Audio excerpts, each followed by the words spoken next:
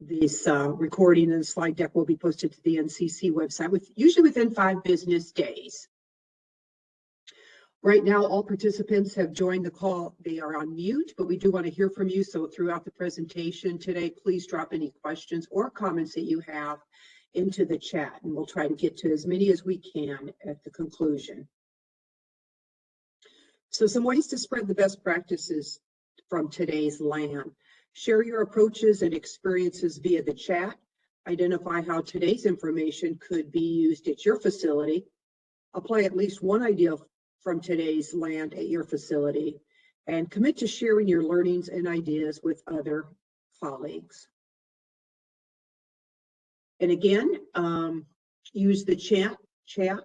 Let's make sure, if you can answer this quick question, have you previously applied the best practices from the change package to improve your incomes? And we're talking about the home dialysis change package that is on the ESRD NCC websites. Might be a little hard to see, but that's where it's at, or you can scan the QR code.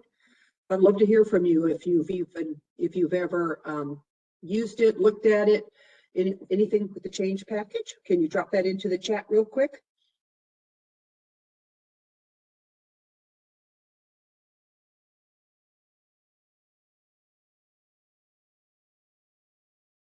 Thank you, Twyla. Jamie. Yep, a lot of yeses.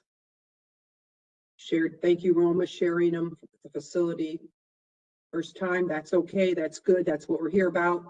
Great. Well, thank you so much. So we're just going to go ahead and get right into our presentations today. We're going to start with Network 10.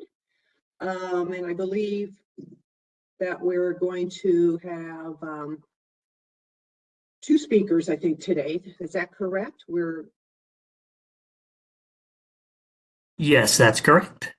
And you can go ahead, John, and introduce 2 speakers for today's presentation. Great, thank you very much. Good afternoon, everyone. My name is John Knowles, and I'm the Quality Improvement Advisor for Home Dialysis with QSource. I'm here today to introduce our Network 10 speakers. We have Jamie Munter and Jill Humes, who will be speaking with us today about the Transitional Care Unit at Fresenius Peoria North. Jamie is the Clinical Manager of Peoria North. Peoria North is a 24-chair unit with 4 TCU chairs. And Jill is the Kidney Care Advocate for the Midwest Heartland region.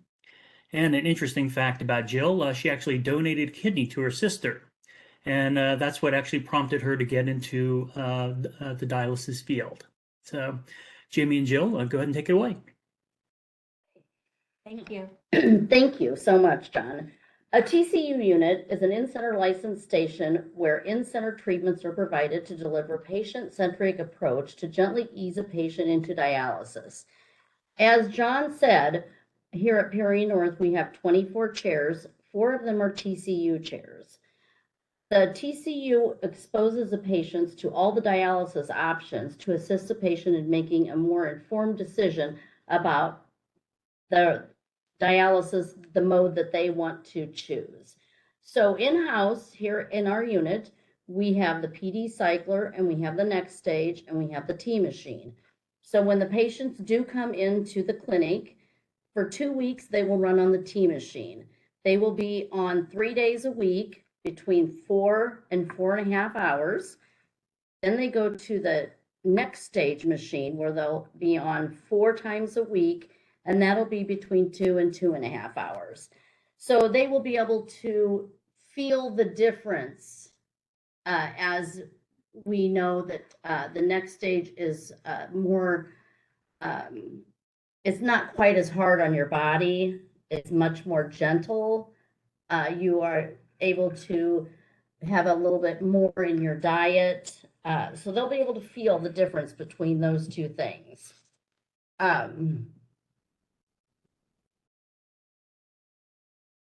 So they're in the TCU unit for 4 weeks.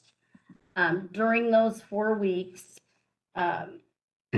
we speak with the patients. That we have a social worker, we have a dietitian, the physician is here, the physician extenders.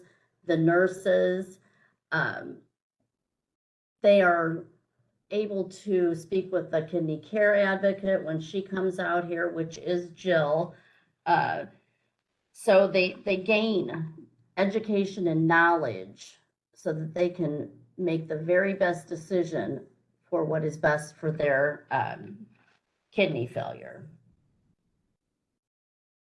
So the TCU, some of the benefits is it's an opportunity to alleviate the patient's fears, anxiety, and preconceived ideas about a dialysis. The TCU is an in-depth education and exposure to dialysis options, vascular access education in a positive environment. They can be better educated and better informed. It empowers the patient to make the best decision for his or her life. We have a very good relationship with our referral source, which is fantastic. So with our referral source, we work with them to do an optimal start. So when the patient's GFR reaches below 20, then they will put in an AV graft or an AV fistula.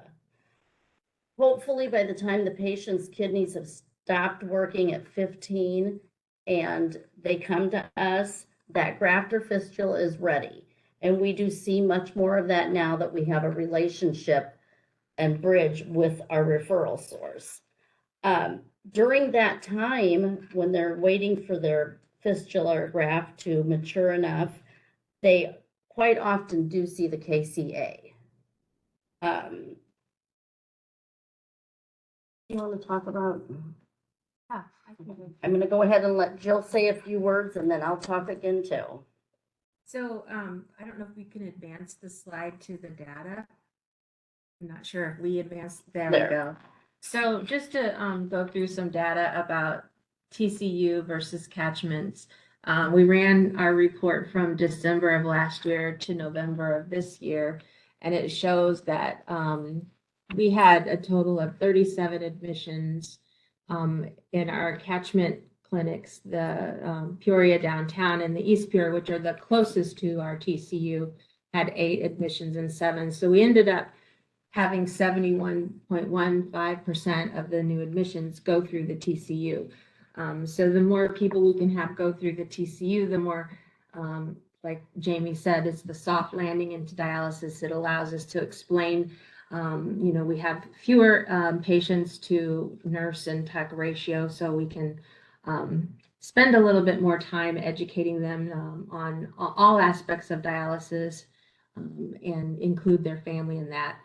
So we looked at also the TCU inflows, December 2022 to November 2023. There were incident patients were 32, TCU inflows were 25. So we had 78% of the TCU candidates were admitted to the TCU.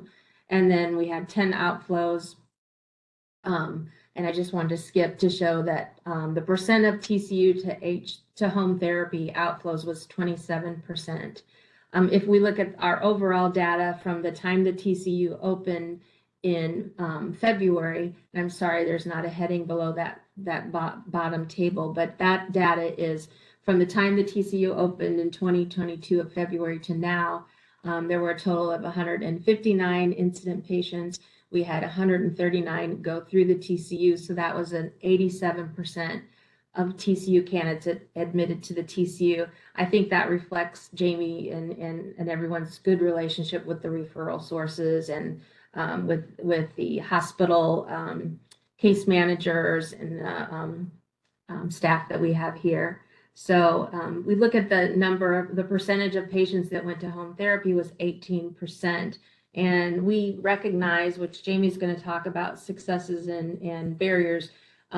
We've been working on a plan to kind of revitalize and work on getting that percentage of patients to home to increase. Okay. So with that said, I wanted to talk about some of the barriers. Ideally, when you open a TCU unit, it's going to be under the same roof as in-center and home. So every interdisciplinary that new TCU patient needs to speak with will be under that roof, and they won't have to travel to the home department. So unfortunately, my unit is not centrally located, which is a big barrier. So I have a catchment of patients from sometimes as long as an hour's drive from here. So with those numbers that Jill just said, we've overcome a lot of obstacles, and we've still forged ahead with some good numbers. We did not, when we opened our clinic, we did not have a sister TCU clinic to model after. So we kind of hit the floor running with this. This past April, Jill and I were able to go to St. Louis. We were having some issues with getting our patients from TCU to home. That's supposed to happen within 4 weeks. Sometimes we were seeing 5 months. At that point, a lot of the patients will become comfortable, friendly, like it here. They don't want to leave. Their loved one is dropping them off, and now that's a respite, a 4-hour respite. They can go to the mall or out for lunch. So it's very crucial to stick to that timeline. Otherwise, you're just going to have a patient that wants to stay in your in-center. So we did build some fantastic relationships, strengthened our relationship with the home unit. We came back and shared best practice of what our sister clinic in St. Louis was doing. And so we've seen, we don't have those large time gaps anymore. I mean, we have a TCU call every week now. Home hemo gets on it. There's somebody from PD. Our bosses, everybody's on that call. We're going through everything every week and moving things right along like they should. Another success is teamwork. We have a great relationship, like I said before, with our referral sources, with our home program, with the physicians. Not everybody that comes to the TCU is prepared to accept their disease. So that is something I wanted to talk about, because we also get a lot of the AKI patients, and they're really not ready to accept the disease. So I'm going to tell a story about one patient that we had, and she was young. She was probably in her mid-20s, very angry. She did not even want to make eye contact with us. We would try to educate her. She would turn her head. She was still listening to us, though, and we just kept right on educating her. So she demographically, we sent her to, after her 4 weeks, we sent her where she needed to go, the unit that was closest to her home. And lo and behold, a week went by, and she decided that she wanted to go home therapies. And she's still successfully in home therapies. So even though she turned her head, we continued to educate, and she continued to listen, and it was a success story that I wanted to share with all of you. So don't ever give up when you're trying to educate a patient, because you may not think that they're listening, but they usually are. Do you want to talk about what you do as a kidney care advocate? Sure. I'm a kidney care advocate, so I provide education about dialysis modalities and vascular and peritoneal access to our ESRD patients and our CKD patients. And I am the KCA that has been assigned to the TCU. If you want to advance the slide for me, I've got a slide about kidney care advocate. Thank you. So what I've found to be helpful with educating is making sure that I'm engaging the patient and the family or significant other, or any potential care partners, including them as well. So, I think it's important to be on a patient's level. So I always sit chairside with them if they're dialyzing. I do offer them education in the conference room, either before or after dialysis. That way we can, it's just a different environment. Maybe they can see my material better. So some people take me up on that and others just do the chairside education. I do like to share my personal experience with home dialysis and transplant. My sister did peritoneal dialysis. She cycled and she transplanted. Of course, I was her donor. And I found that sharing that personal experience kind of gets me in with the patient. They kind of maybe feel like I have some understanding of what they're going through. So I found that that's been a good thing. I used to not share that experience with anyone, but I do now. Finding out what they know about dialysis and home therapy, we try to have KCA education with them while they're chronic kidney disease, but there are patients that obviously we don't get to, we don't get the referrals or they start unexpectedly. So I like to gauge what their knowledge is at the point that I'm talking to them. I always start off with sharing the benefits of home therapy because I feel like if I start going into the different modalities and what they are, it feels a little overwhelming, and then they don't seem to really be able to focus in on the benefits of home therapy. So I like to share that. I have a couple of cards that I use that have those all outlined. With educating on the modalities and the accesses for peritoneal and home hemodialysis or hemodialysis in general, I have some really good leave behind material. I have pictures and slides. We always try to pull in the actual home equipment and some of the supplies so that they can see them. I have a PD Liberty Cycler model. I have a Jamie has provided an actual kind of plastic model with a PD catheter coming out. And then I have another PD catheter there to show them. So sometimes a lot of people like to put their hands on that and feel that catheter and imagine what that would be like. Visuals, I think, when you're talking to people, everybody learns a different way. So I try to incorporate as many of those ways as I can by, hearing it, reading it, touching it, trying to incorporate all those things. For follow-up, sometimes the first time I meet them, sometimes it's early on when they've started in the TCU, and I find that if I go the first or second day that they're dialyzing, they're not ready to talk to me yet. So I try to wait until at least the third day or the next week to talk to them. They seem to be able to focus more, but I do introduce myself to them and kind of give them a heads up that I'll be coming around. That way, if there's a family member or potential, care partner, they can have them come that day.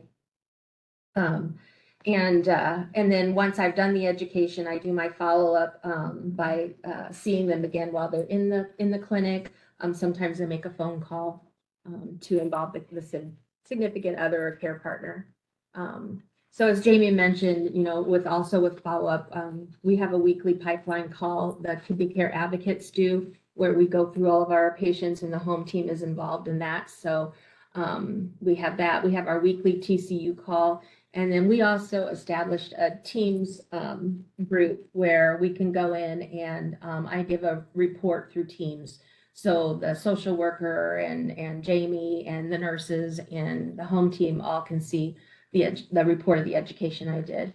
So if the patient ends up leaving the TCU and going to an in-center, then I or one of the other KCAs continue follow-up with them there. Okay, and then I wanted to talk about one more thing. You're probably wondering, oh, how am I supposed to get all this done if I've got all these other patients? Well, the nice thing with the TCU is if the TCU is 4 chairs, 1 nurse, and 1 tech. So even though we're still all out there in the same room, it's very slow paced.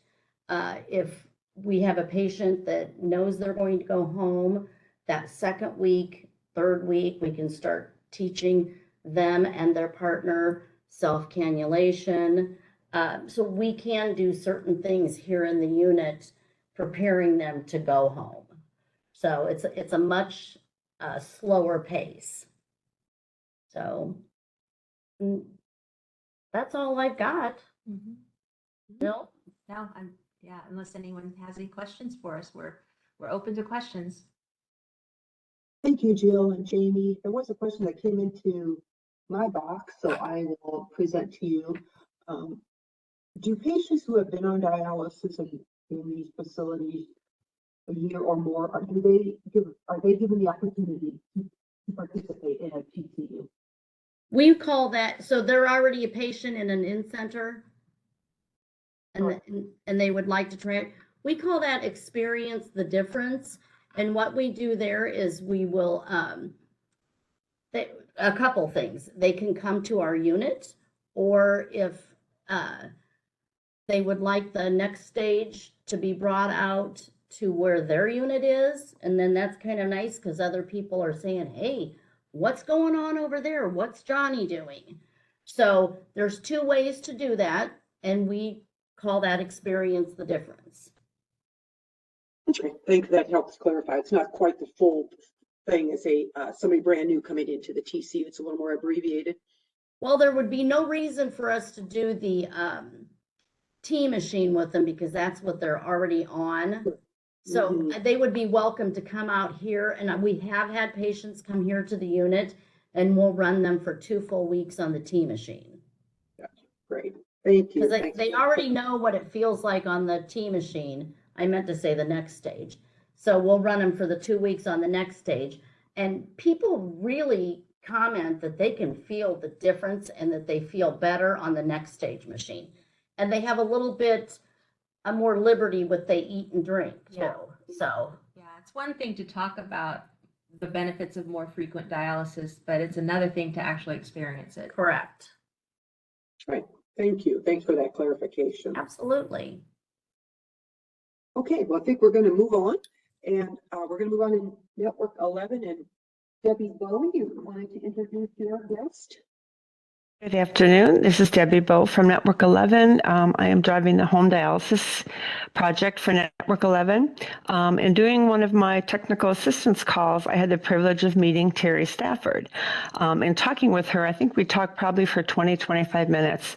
The excitement that she had and the different ideas that she had were just really something for me to learn from. And it kind of just made my day just to hear someone that's that excited about home dialysis. So I'm really excited to introduce Terri Stafford, is the Vice President of Administration, Great Lakes Dialysis. Hi, everyone. And Miss Debbie, thank you so much for having me on your call. Like she said, my name is Terri Stafford. I am the Vice President at Great Lakes Dialysis. I am also the home hemodialysis nurse here. We are a freestanding independent clinic in Michigan. And if you would like to progress to the next slide, please. We all know there is literally no place like home, and there are so many reasons why our patients have a longer life expectancy. They have decreased hospitalizations and also freedom of scheduling. All of that simply equates to a better quality of life. One of the things that I shared with Ms. Deborah was about my very first home hemodialysis patient that I trained. She, of course, came from in-center. She was an elderly lady. I had never heard her speak before. She was on a diet of Nepro and Ensure, and her husband really advocated for her to be on home hemodialysis because he had just heard about how much better it would be for her as a dialysis patient. And literally her first week into experience the difference, I heard her speak for the first time, and she said that she wanted a piece of chicken. And her husband and her friend were so excited to hear that. And this patient is going on her second year in home hemodialysis with us, and her life has only gotten better since then. She is able to eat a full diet. Her diet, of course, is more liberalized. She has way more energy. And as opposed to going in and out of the hospital every other month, this patient has only been hospitalized twice since she's been in home therapies with us. Of course, like everyone else, we have barriers to home hemodialysis. If you want to progress to the next slide, please.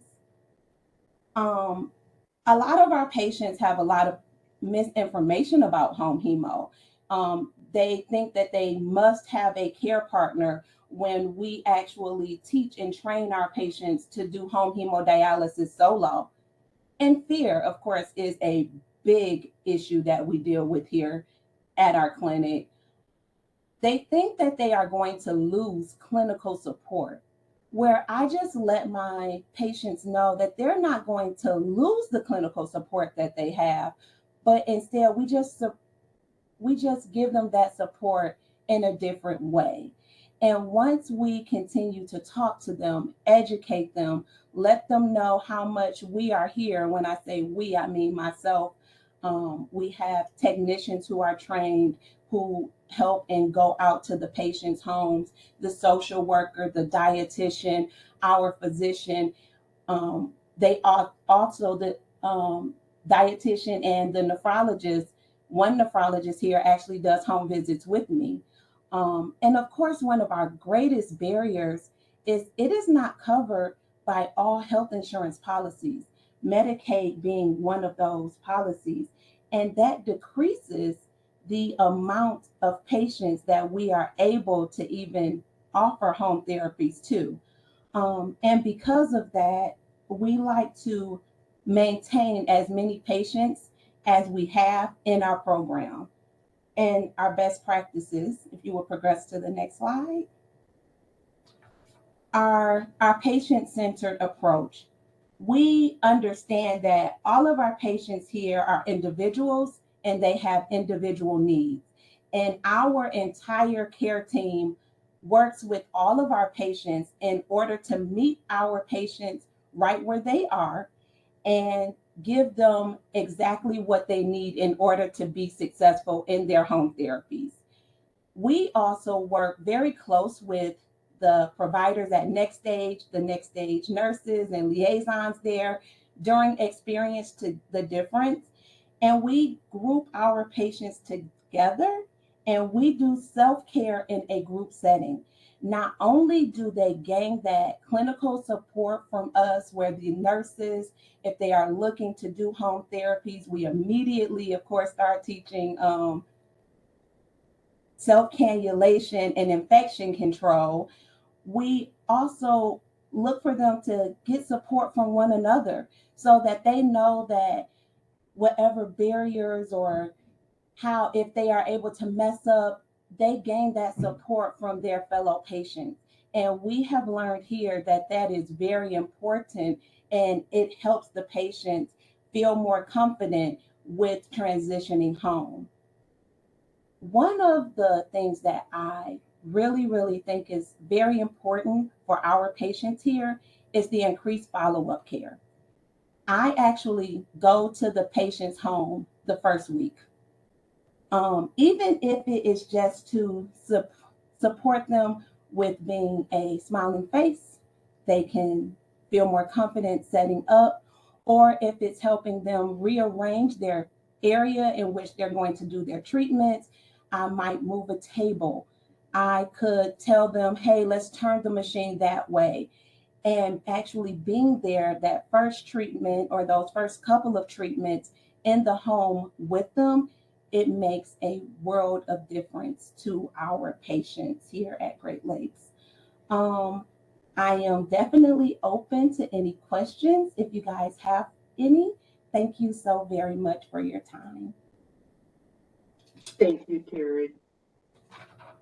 Anybody have any questions? I don't see anything in the chat right now, but please, if things come to you, please feel free to drop them in there and we'll get to them at the end. Okay, all right. Well, we'll keep moving on. We're going to go on to Network 12. And Roma, I think you're going to introduce your guest. Yes. Hi, good afternoon, everyone. My name is Roma Heater. I am one of the Quality Improvement Advisors for Network 12, which covers the states of Missouri, Kansas, Iowa, and Nebraska. So this year, I have been given the opportunity to travel to facilities. As we all know, this has been a new process, and through this, I have had the opportunity to meet with some amazing staff members and teams. So today I will be talking about one of those facilities and their success in starting the Experience the Difference program. Next slide, please.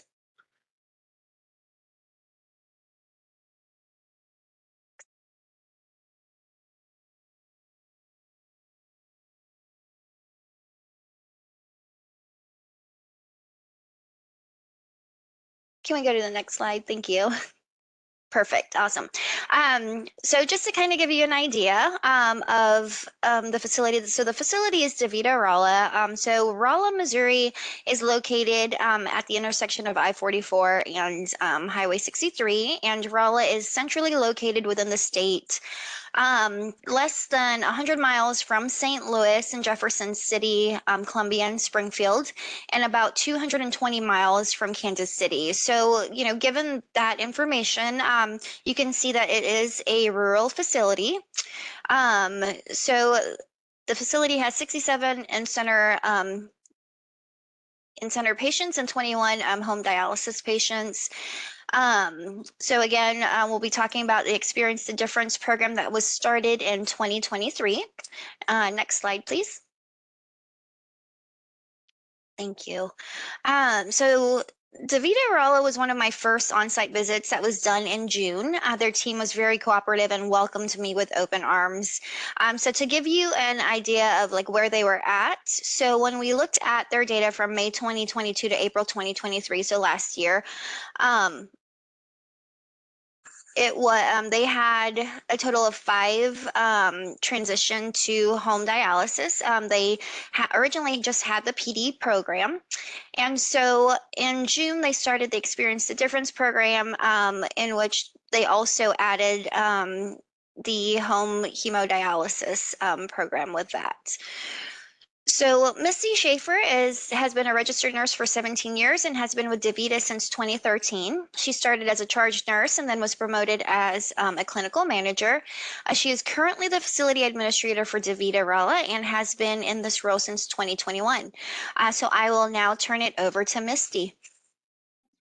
So we had the privilege of meeting back in June, and it was like the perfect time. Our main focus at that time was home conversions. And the reason for that is because we had been kind of talking about, what can we do with the current population that we care for? What can we do to, make some changes, some improvements because of some barriers that we were having. So, she's already talked to you about our rural census. There is a local facility that's nearby. Fresenius just came about a couple of years ago. But external to that, there's a rural hospital that offers dialysis. So we were experiencing a lot of barriers with, even though we're centrally located in Missouri, the barriers that we experienced dealt with those patients, and they were driving sometimes an hour and 15 minutes, 45 minutes. We were having difficulty with transportation, with motive care and MTM. If they lived in that long distance or that distance away from our facility, we were getting a lot of mistreatments. Not only that, we were having problems. Our catheter rate has always been very high because of the locations that our patients are having to drive to. They're thinking, oh, I'm just going to keep my catheter. Why would I want to do this?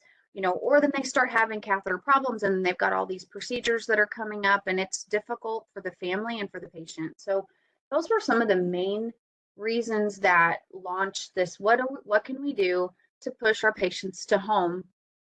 As dialysis professionals, we know that home is super important to these patients. They don't know it yet.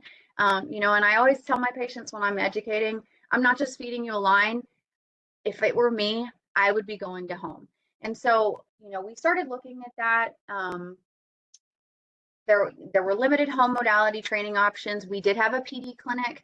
Fresenius had just opened, and were offering some home modalities.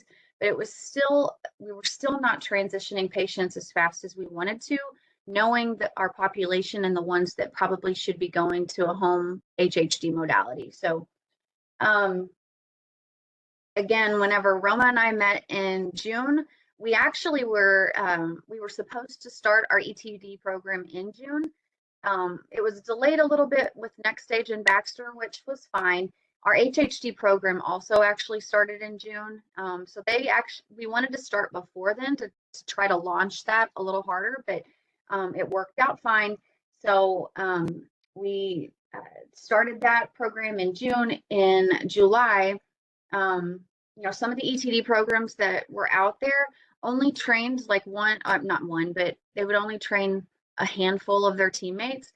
I didn't want to do that because I wanted every teammate to have the experience of home education. And so we actually trained 9 of our teammates instead for the ETD program, which was a learning curve. We're still used to the old Fresenius machines, and so we're actually transitioning to B Bronze in the near future. But so it was a learning curve, learning the Next Stage equipment. But Next Stage they were amazing at teaching us. We had 2 separate sessions. They were 8 hours sessions for our team. We divided them in half. The Next Stage team, Tom Yarborough, I think is his last name, he was a great tool in helping us to learn the machines, to help us problem solve. He also was very much, a phone call away if we were experiencing any problems with the machines the first couple of weeks that we had launched. And Baxter, or Tom, for that matter, he was present the first 3 days after we launched. We also had our HHD teammate she's been super helpful in showing us different things on the machine and just helping our team problem solve that. One of the things that we wanted to do at Rolla was to create a home environment in that area that we set up the ETD machine. So, and somebody had spoke on this in another section of the presentation, but we actually do ETD with our in-center hemodialysis patients. I do offset them on the schedule so that our ETD team has time to answer those questions and we're not in the middle of changeover and shifting patients around. So usually they come in about an hour after our first wave of patients come on. It gives that teammate an opportunity to answer questions a little bit more effectively. And of course, my team, they've always been very good about teamwork. They helped each other with setting up the machines. We've got our nurses were all trained in it. Myself, I was trained in it in my AA. So creating that home-like space, it created a lot of buzz around our clinic for those patients that were on the fence. No way I'm going to do this. Well, if so-and-so's doing it and I sit next to them 3 times a week, X amount of years, then they start asking questions to that patient when they come back to the floor and everything. So it created a lot of buzz, and I loved it. It also, where before my technicians and my RNs were, we were very comfortable in in-center dialysis. Once we started doing HHD and seeing that improvement, or ETD, and seeing that improvement in the patients, they started getting excited and started talking to the patients and saying, why haven't you considered doing home therapy? Have you talked to your nephrologist? So it created to say the verbiage in our clinic changed when we started it. It certainly did. In fact, in the future, I look for my in-center teammates to transition to home programs because they enjoy doing it so much, and that's fine. They get purpose through their work when they're, in doing that. So, let me see, just kind of combing through my notes and everything, but with ETD, the prescription, of course, is extremely similar to the HHD prescription. So the physician prescribes generally 4 to 5 days based on their residual kidney function. During the program, our our HHD nurse came over at least once during the 2 weeks that they were allowed the time on the ETD program. So, and kind of going backwards on that, they have an opportunity as an in-center patient over a 2-week period of time to experience the difference. So they get to experience what it would be like doing an HHD program with the Next Stage machine. At first, it seems very complicated. They see us doing all of the things, all of the, preparation and everything with the machine. But once they get a little bit more comfortable with it, and once they start feeling better, then it clicks. This is why I'm doing more dialysis more frequently. This is why I'm going to choose to self-cannulate. And I'll hit some of those barriers that we experience with those patients. But so, they're doing that 4 to 5 day prescription. Sometimes that prescription is less than what their in-center dialysis prescription is, because maybe their residual kidney function is still pretty prominent. They consent to treat for 2 weeks doing HHD. And then at the end of that 2 weeks, they have an opportunity to make a decision. Do I want to stay in in-center dialysis, or do I want to do HHD? Something that we have discovered is, and it really launches our HHD programs, is the early self-cannulation training. If they're remotely interested in doing HHD, then we go ahead and pull out policy and procedure in the training program to get those patients started on self-cannulation. And then that creates a shorter amount of time for them in training with that HHD nurse, and allows her, or him for that matter, to focus on some of the more complicated aspects of the next stage equipment and training. So we've when we first got started, we created a pipeline of patients. Most often, even if those patients had a barrier that maybe was something that would prevent them from doing HHD, if they were remotely interested in doing HHD, we would suggest that they do ETD. And when I say that, I mean like an individual that even might not have somebody to help them with cannulation, or a caregiver to help them with that. Some of the regional background that but some of the regional input that we've gotten is that even though maybe they don't have the space at home, that's not something to consider not doing home therapies. One of our patients in another clinic, she actually does her therapy at a family member's house. They established the entire treatment setting there. So even though she didn't have the space, there was an option there. So any kind of barrier that the patient created, we would walk through that and say, well, let's look outside the box. Here's an example of a barrier that we're kind of working through right now. I've got a gentleman who he's a lawman. He's actually a supervisor, and we've even gone so far as to consider training his the teammates that work with him at the sheriff's department, and training them to cannulate him, because where his access is, it's going to be really difficult for him to self-cannulate. So looking at things outside of the box to get them to home therapy so that they can feel better, so they can get ready for transplant, so their labs are better, is what our team's been doing.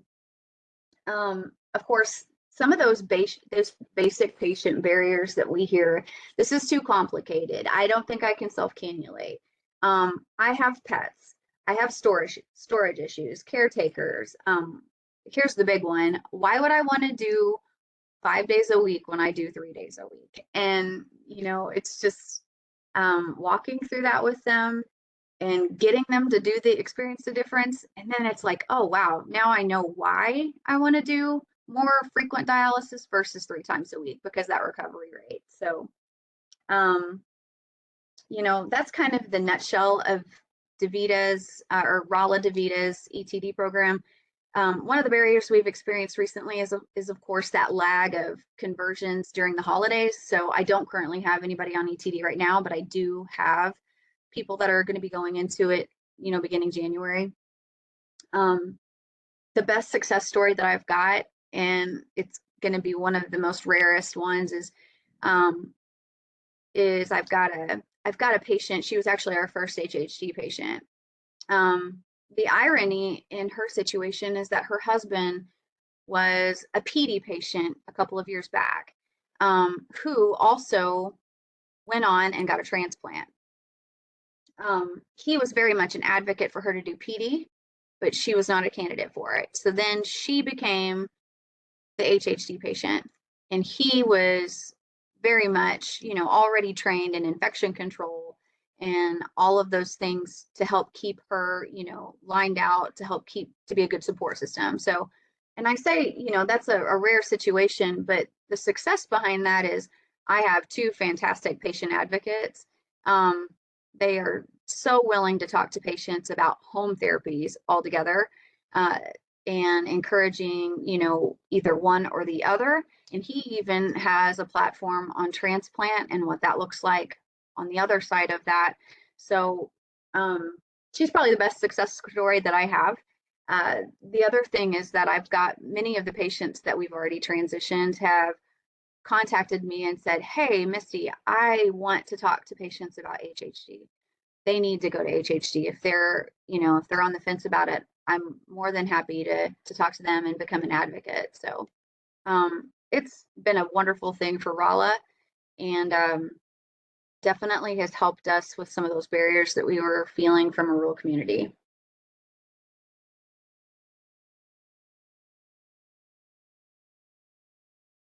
Okay, thank you.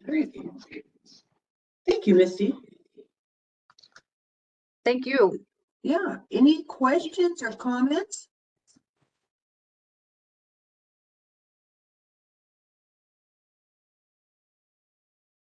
Okay, I don't see anything. Great ideas from all. I agree. Yeah, great presentations today. Thank you, networks and your guests all for being here today. Take a time out. Really appreciate sharing this information. So as we conclude today, let's kind of just wrap up with a few slides. Moving from learning today and taking this into action. So share anything you've learned today, some of these best practices from this presentation, and take it back to your facility. Use the ESRD NCC change package to improve patient outcomes and overall patient experience of care. Like we mentioned at the beginning, you can scan it with a QR code there, or you can visit esrdncc.org, click on the professional side, and on the right-hand side, there'll be an option to click on change packages, and there you'll find not only home, but many of our others can be found there also. So as always, we'd like to have you follow us on social media. We have Facebook, formerly known as Twitter, now X, YouTube, and Instagram. So thank you so much. When I close out this call, you all should receive an email from WebEx. It should asking you to fill out a post-event feedback survey. We want to hear from you on how we can improve and make these LAN calls more meaningful and important and to everybody. So thank you all for joining. Take care. Thank you again to our guest speakers. Really appreciate you taking time out and sharing your best practices with us today. So thank you, everybody. This concludes our call for today. Take care and have a good rest of your day.